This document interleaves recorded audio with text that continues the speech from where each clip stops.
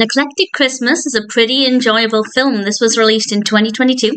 It's directed by Shefter Bishop and it's written by Isabel Dréan based on the story by Melissa Hill. And we have a cast including Hannah Galway, Jeremy Walmsley and Jill Frappier. And Kim, at the start of the film, it was really brutal the way they did this. It's a strong scene, a really strong opening, but Kim is spending time with her Aunt Freida. It's very clear they get along very well. Aunt Freida comes across as really likeable, and then we immediately cut to 1 year later when we find out that Aunt Freida has passed on. I'm not saying the film wouldn't have been as good if they didn't give us that moment with Aunt Freida alive, but it really made it a lot more powerful for her to then die. And Kim is tasked with, well, a bit of a game, a bit of a treasure hunt from Aunt Freida as one of her dying wishes before they can move on with aspects of the will.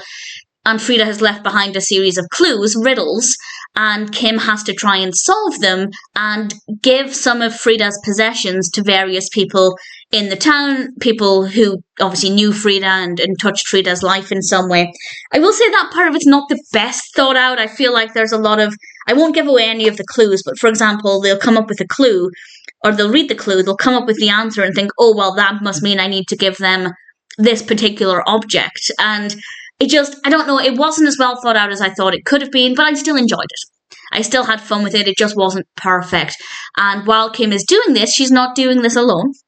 She's actually doing it alongside Scott, an old flame of hers, and she's not exactly overjoyed to be around him to begin with, but obviously as the film progresses, old feelings start to surface, and we have a potential romantic aspect there. I'll say no more than that about that either.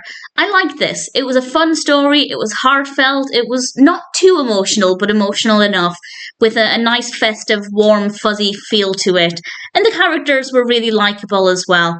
And that opening scene was so brutal. Well, the opening scene itself wasn't. The scene immediately after definitely was. But I thought they did a really good job with this. As I said, maybe not perfect, but generally well executed. And if you're looking for a fun, heartwarming Christmas story that's maybe a little bit different here and there are other Christmas stories where people have to solve clues and things, but there are not a great deal of them. But in general, the ones that exist are generally good fun. This one is no exception. I'm very happy to recommend An Eclectic Christmas. I thought it was a pretty enjoyable experience.